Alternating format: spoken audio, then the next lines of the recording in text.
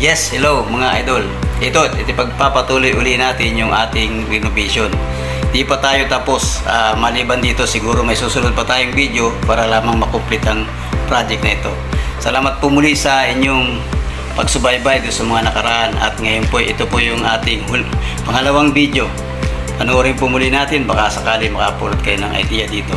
Ito po muli ang inyong Alwagi. Sumasaludo po sa inyo. Ito po yung video.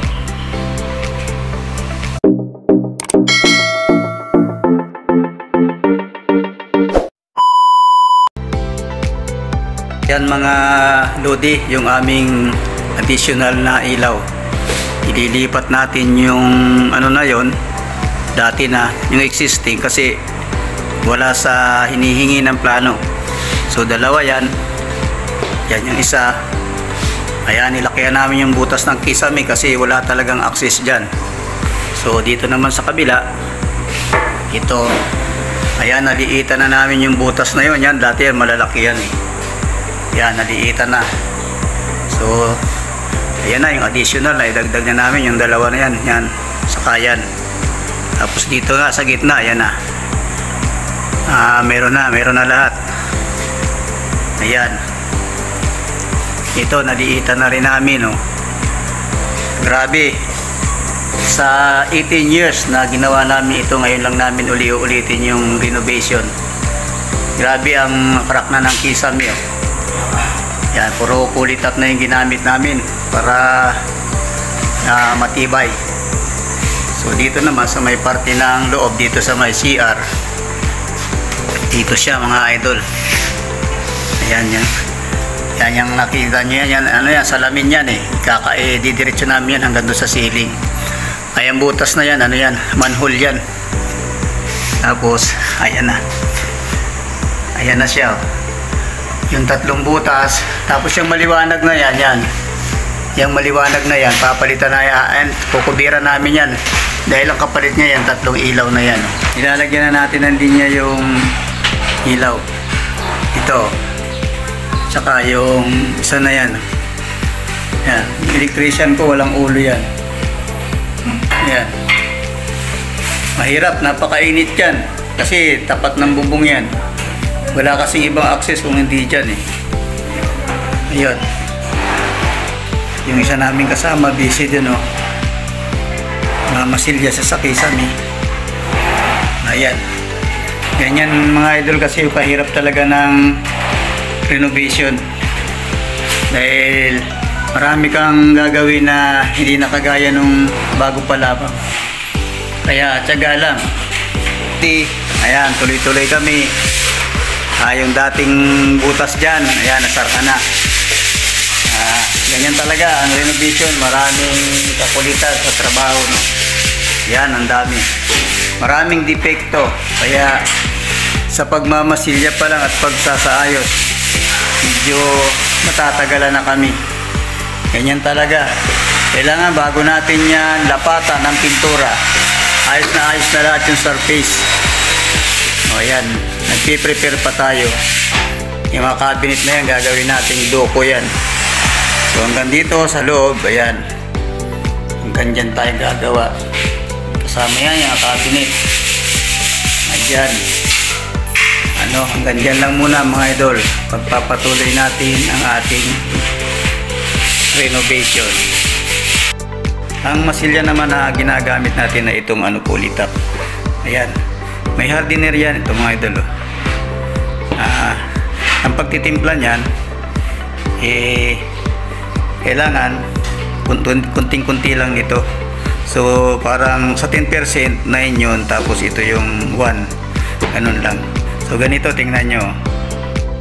Lagi inyong linisin mga idol yung inyong palita, no?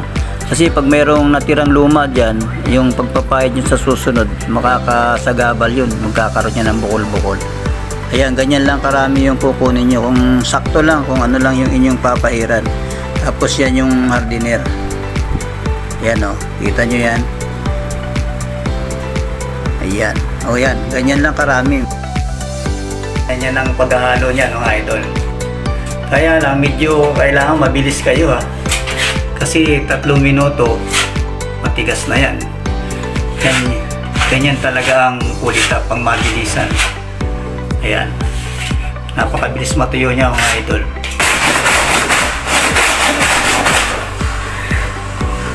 Ito lang mga idol ang mahirap sa Ulitap. Napakagandang gamitin, madali tumigas.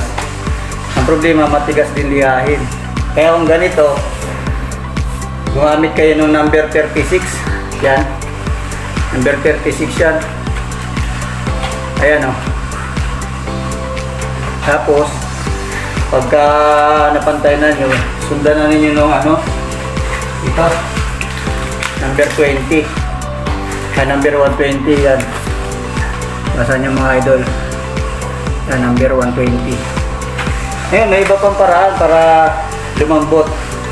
Pwede nyo pahiran siya ng lacquer thinner. Saka nyo lihahin. Malambot na yon. Ayan na po yung ating dating ilaw dyan na may diffuser, dalawang fluorescent bulb na 18 watts. Ngayon kinukubira na natin yung ano, yung box. Tapos dahil pinalitan nga natin ng tatlong pin light yan, tatlo na yan. So ayan. Gumamit tayo dyan ng wall angle na ginagamit natin sa pagkikisame para yan na yung pagkapita ng hardiplex. Hindi na tayo gumamit ng kahoy kasi nga inaalis na natin yun para tayo makaiwas sa sa anay. Yan na yung uso ngayon sa mga pagre-renovate. Pero pinapalitan na ng metal. Medyo lumiliwanag na po yung ating ginagawa. Ayan, pangkasalukuyan naglalagay na tayo ng first coating. Ang gamit nga pala namin dyan mga idol flat latex lang kasi hindi na nire-required yung may amoy na pintura, lalo sa ganitong kwarto na may mga nakatira na. So flat latex lang tayo. Ayun, nakikita nyo yan, yung medyo yung masilya na yan, ang ginamit dyan Ulitap. So ngayon, pag yan nilagyan mo ng flat latex, lulutang yan. Yung kulay yan, magkukulay pink yan. So bago nyo pinturahan ng flat, lagyan nyo muna ng acrylic emulsion para hindi magkatas, hindi lalabas yung kulay na yan. Ayun yun. Ito yun, acrylic emulsion. Ayan may nagmamalasakit pang ipakita. Nahihiya pa ipakita yung mukha niya. Ayan. Ganun lang po mga idol, yun ang tip namin doon sa mga baguhan lang naman, pero doon sa mga gagaling na scroll na lang kayo mga lodi ko. Yan, halos natapos na natin yung first coating ng ceiling. Medyo nahanap na lang yung iba pang may depekto para ma-retouch pa at mamasilyahan pa para maging smooth yung surface bago natin i-final. Ayan. Medyo malaki na yung ating nagawa. Yan, yung mga ng ilaw, yung mga butas. Dito naman sa kabila, ito yung alcove, ito yung sa may harap ng swimming pool. Yan yung dati pang kulay niya, yung kulay pink ang wool. Kasi babae kasi yung nakatira dito sa lugar na to. Kaya gagawin pa natin yung white uli, ipa-flat-wool natin. Yung cabinet naman na yan, gagawin natin yung duco finish. Ayan.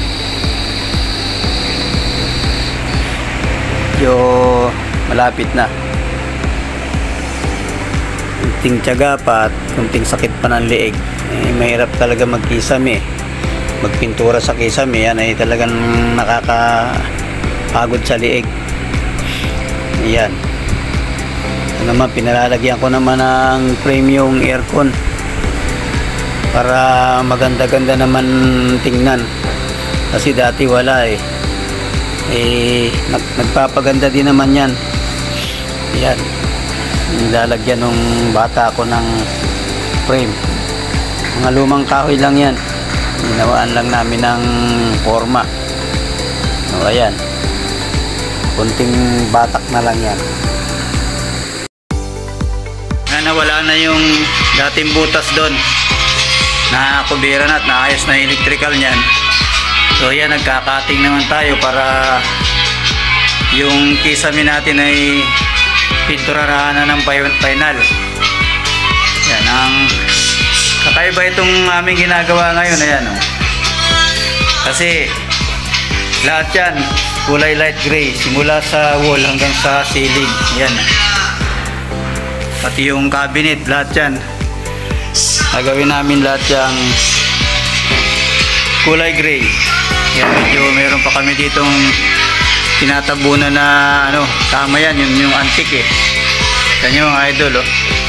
May mga gold pa yung mga poste nya. Ayan. Ayan. So, ayan ha. Ayan. Dito naman sa CR. Ayan. Natanggal na natin yung salamin dito dahil papalitan natin yan ng simula dito sa ibaba na to hanggang doon. Sa taas na yon. Tapos hanggang doon. Yan, pababa na yan. Gagawin natin lahat mirror yan. So yung butas doon na dati may ilaw dyan, ayan, nakubira na natin at ngayon ay naka-prepare na siya, naka-flat wall na yan. At sa susunod yan ang ating pa-final. So ayun, tuloy-tuloy lang tayo mga lodi. At ito namang cabinet na to, kulay gray yan, kaya lang doko. Lacquer type ang gagamitin natin pintura dyan. Sa ngayon, puro latex muna tayo. Uhuli na lang natin itong cabinet na to. Ayan, tuloy-tuloy lang. Ayan, magpa-final na tayo hanggang sa next video. Next week na po natin ipagpapatuloy kasi uuwi naman tayo sa ating pamilya. Salamat po. So yan lang po muna mga idol. Pasensya na kung medyo bitin kasi masyadong mahaba na yung video. Nakakatamad ng panoorin, di ba mga idol? So para di po kayo mabitin, panoorin na lang natin yung susunod na video. Maaring doon po tapos na to. Ano po, kaya yung mga ngayon pa lang inabutan ng video na to, mag-subscribe na po kayo mga idol, wala po namang bayad dyan. At paki-comment na rin kung saan po kayong lugar para malaman ko naman kung hanggang saan nakakarating yung aking video mga idol. At saka paki-like na rin kapag nagustuhan ninyo. Salamat po muli ng marami sa inyo mga idol. Ito po muli ang inyong Anluagi, palaging sumasaludo sa inyo. Salamat po. Good luck.